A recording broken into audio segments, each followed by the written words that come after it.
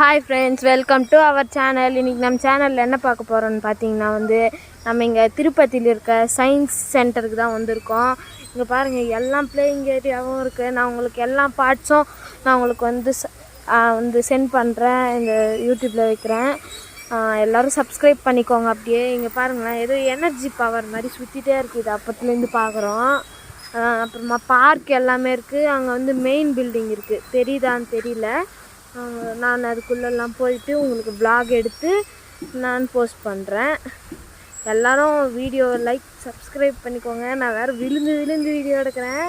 நான் விளையாடுறேனோ இல்லையோ, ஏதோ செம்மையாக இருக்குது. க்ரீனரி இங்கே சூப்பராக இருக்குது. சுற்றி பக்கமா